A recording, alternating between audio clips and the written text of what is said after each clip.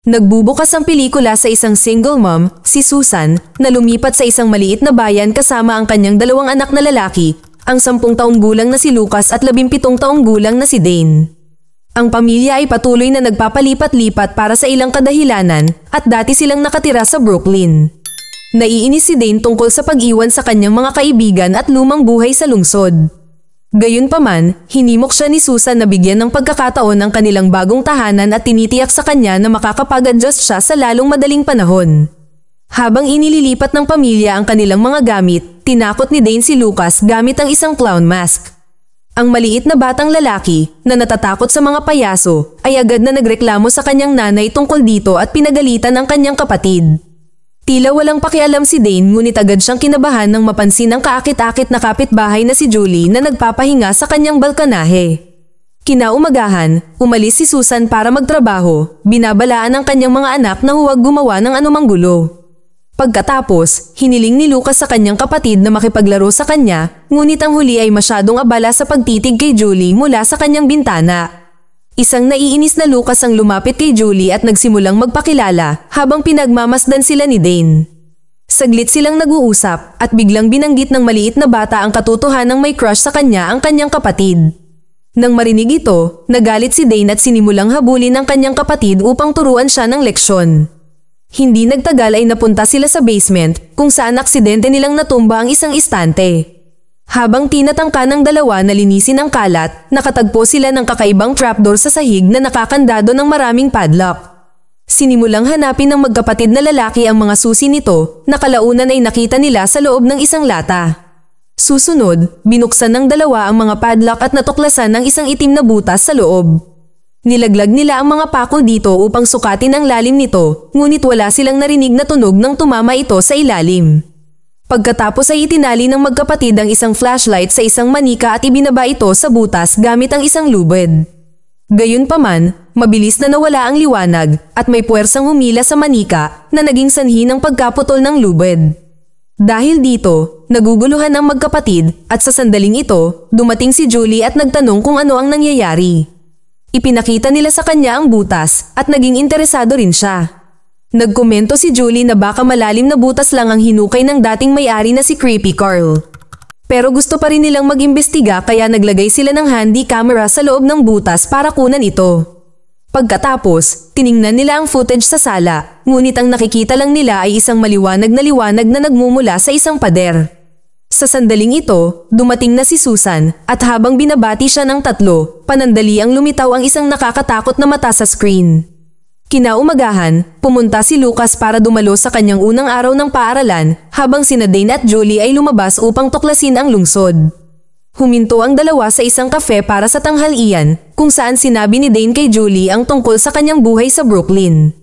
Pagkatapos ay napansin niya ang kanyang kakaibang kwintas at tinanong kung ito ay regalo ng kanyang kasintahan. Gayunpaman, tinawanan lang ito ni Julie at ibinunyag na mula talaga ito sa isang kaibigan.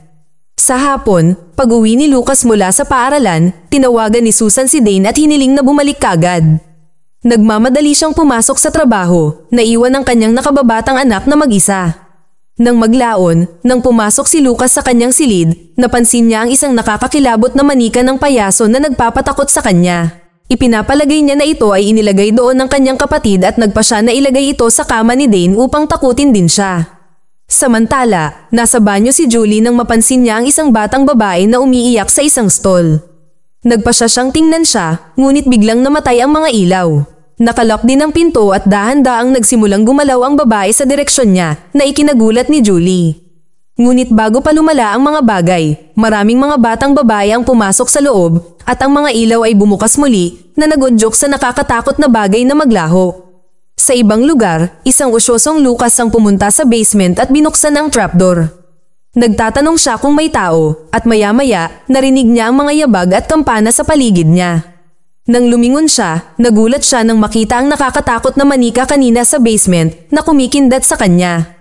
Isang takot na si Lucas ang nagtangkang tumakas, ngunit hinarangan ng payaso ang kanyang dinadaanan at binato siya ng ilang baso. Ganun pa man, nagawa niyang makatakas sa basement at napansin ng clown na sinusubukang buksan ang pinto mula sa kabilang panig, ngunit mabilis itong huminto. Makalipas ang ilang sandali, umuwi si Dane at sinabi sa kanya ng takot na si Lucas ang lahat ng nangyari. Sabay na pumunta sa basement ang dalawa, ngunit wala na doon ang nakakatakot na payaso. Sa halip, may nakita silang batang babae na naglalaro na tila siya rin ang nakita ni Julie sa banyo kanina. Sinabi niya na ayaw niyang mamatay at ang magkapatid ay naalarma nang makitang tumutulo ang dugo mula sa kanyang mga mata. Pagkatapos ay umalis ang babae sa basement at sinundan din siya ng magkapatid ngunit siya ay nawala. Sa labas, nakasalubong nila si Julie at tinanong kung nakita niya ang batang babae, ngunit itinanggi niya ito. Bumalik ang tatlo sa basement kung saan napansin nila ang batang babae na gumagapang na parang insekto sa butas. Biglang sumara ang trapdoor at naguluhan sila sa nangyari. Sumunod, ang tatlo ay kumuha ng mga armas at helmet at iba pang gamit habang naghihintay sa paglabas ng dalaga. Nag-iisip sila kung ano ang maaaring naroon sa butas at ipinapalagay na ito ay maaaring pasukan sa impyerno o marahil ay isang katulad na bagay. Matapos ang mahabang paghihintay, tuluyan na silang nakatulog at nagising na lamang nang yayain sila ni Susan sa itaas. Nagpa siya ang tatlo na i-lock ang trapdoor ngunit natuklasan na wala na ang padlock. Sa takot, kinaladkad nila ang isang napakalaking bakal na cabinet at inilagay ito sa ibabaw ng trapdoor bago umalis. Kinaumagahan, bumalik ang tatlo sa basement at laking gulat nila nang makitang lumipat ang cabinet at bukas din ang trapdoor. Isang bigong din ang naglagay ng pako sa trapdoor, umaasang mapipigilan itong bumukas muli. Dahil sa takot sa mga kakaibang kaganapang ito, hiniling niya kay Julie na dalhin sila kay Creepy Carl para malaman nila ang tungkol sa butas. Sa hapon, dumating sila sa isang abandonadong pabrika ng guwantes at nakarating sa isang silid na puno ng mga ilaw, kung saan sinusubukang ayusin ni Creepy Carl ang isang bumbilya. Nang tanungin nila siya tungkol sa butas, biglang nabigla ang matanda na sinasabing hindi nila dapat tinanggal ang mga kandado. Pagkatapos ay ipinahayag niya na ang butas ay naglalaman ng walang anuman kundi kadiliman na darating para sa lahat at tatapusin sila. Nang marinig ito, naniniwala ang mga bata na baliw siya at nagpas siyang umalis, ngunit hindi sinasadyang naiwan ni Dane ang kanyang sketchbook.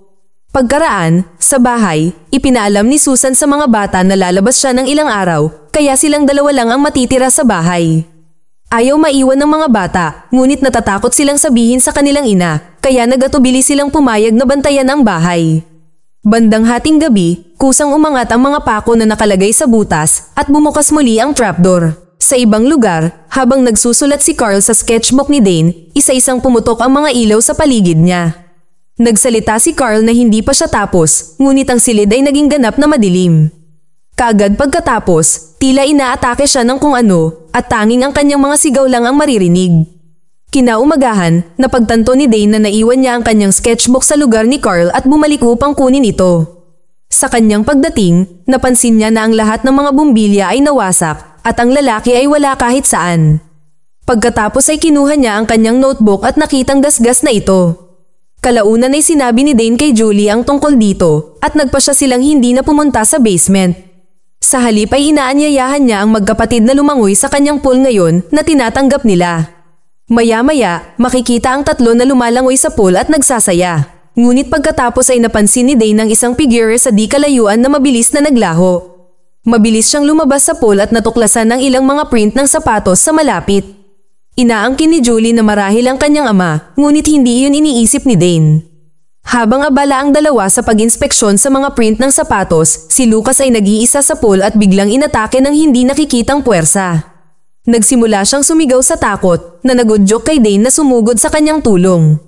Pagkatapos mailigtas ang batang lalaki, ipinahayag niya na ang payaso muli ang umatake sa kanya sa ilalim ng tubig. Kinagabihan, mahimbing na natutulog si Lucas nang mapansin ni Dane ang isang maliit na marka ng kamay sa binti ng kanyang kapatid. Sa tingin niya ay mukhang pamilyar ito at hinanap ang kanyang sketchbook sa kanyang silid. Ilang sandali, nakakita siya ng katulad na handprint, kaya pinunit niya ang lahat ng pahina at inayos ang mga ito sa sahig upang bumuo ng isang palaisipan.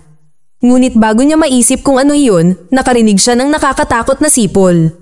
Pagkatapos ay pumunta si Dane sa silid kainan at nakahanap ng isang sulat sa mesa mula sa kanyang ama na nakakulong sa New Jersey State Prison. Ang sulat ay nagsasabing, "Kumusta bata?" na nagpatakot sa kanya. Sa paniniwalang nasa malapit ang kanyang ama, kumuha si Dane ng baseball bat para harapin siya kapag nagpakita siya. Ilang sandali pa, nagising si Lucas at pumunta sa sala kung saan nakita niya ang isang pulis na nakatayo. Sinabi ng pulis na naghahanap siya ng isang babae at iniabot sa kanya ang larawan ng dalawang batang babae na magkatabi. Nang lumingon ng opisyal, kinilabutan si Lucas nang makita ang kanyang naputol na bungo. Agad niyang nilapitan si Dane at ipinakita sa kanya ang larawan habang nagpapaliwanag tungkol sa opisyal. Pagkatapos ay tumungo ang dalawa sa basement kung saan nakita nila ang pulis na gumagapang sa butas. Tiningnan ni Dane ang larawan at napansin niya na ang dalawang babae ay nakasuot ng parehong kwintas ni Julie. Sa ibang lugar, si Julie ay natutulog sa kanyang silid nang biglang magpakita sa kanyang silid ang parehong maliit na batang babae. Humingi siya ng tulong ngunit nagmamadaling lumabas si Julie at hindi nagtagal ay naabutan niya sina Dane at Lucas. Sa isang nakakagulat na pangyayari, ipinahayag ni Julie na sa wakas ay nakilala na niya ang babae bilang kanyang matalik na kaibigan na si Annie noong bata pa siya. Inilalarawan niya kung paano sila naglalaro ni Annie sa mga track ng isang lumang roller coaster nang mangyari ang isang aksidente at namatay si Annie. Sa insidente, nahulog din ang isang pulis na nagtangkang tumulong at namatay.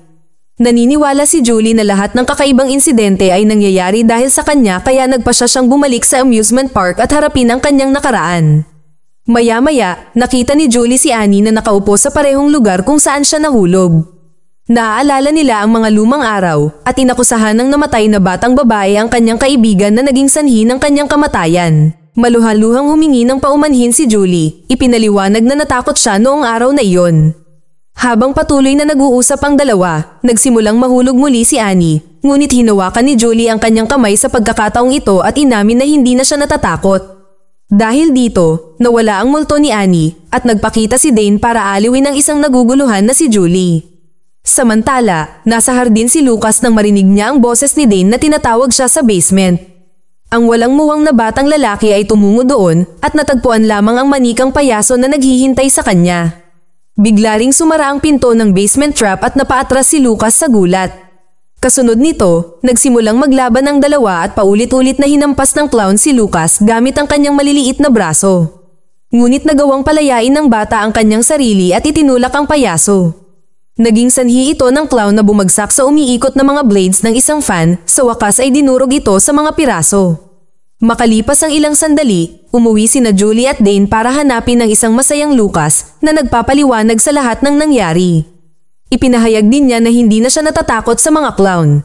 Ang tatlo pagkatapos ay nag-iisip na ipinapakita ng butas ang kanilang pinakamalalim na takot kapag sila ay tumingin sa loob nito. Nang magtanong ang iba tungkol sa kanyang takot, sumagot si Dane na hindi siya natatakot sa anumang bagay. Gayunpaman, hindi naligtas dito kaya iminungkahi ni Julie na magpalipas ng gabi ang magkapatid sa kanyang lugar. Pagkatapos ay bumalik si Lucas sa kanyang silid upang mag-impake ng kanyang mga gamit, habang sinimulang suriin ni Julie at Dane ang mga sketch ni Carl. Di nagtagal pagkatapos, sa wakas ay pinagsama-sama nila ang lahat ng sketch upang makumpleto ang isang palaisipan at napagtanto na ito ay naglalarawan ng isang lalaki na kinaladkad ang isang batang lalaki. Kinilabutan dito si Dane nang makita niya ito at sinabing nasa panganib ang kanyang kapatid. Agad na sumugod ang dalawa para hanapin si Lucas, ngunit wala na siya. Ang isang nalilitong Julie pagkatapos ay nagtanong kung ano ang nangyayari, na sa wakas ay inamin ni Dane na siya ay natatakot sa kanyang ama. Lumalabas na inabuso ng lalaki ang kanyang pamilya sa loob ng maraming taon na nagdala sa kanya sa kulungan. Ito ang dahilan kung bakit sila palipat-lipat sa lungsod, umaasang hindi sila mahahanap ng kanilang ama. Sigurado si Dane na inakay ng kanyang ama si Lucas sa butas kaya nagpasya siyang pumunta doon at harapin ang kanyang takot. Kasunod nito, tumalon siya sa butas at lumutang ng ilang minuto hanggang sa makakita siya ng mga gusali sa paligid niya. Pagkatapos ay napansin niya si Lucas na humihingi ng tulong sa isang bintana.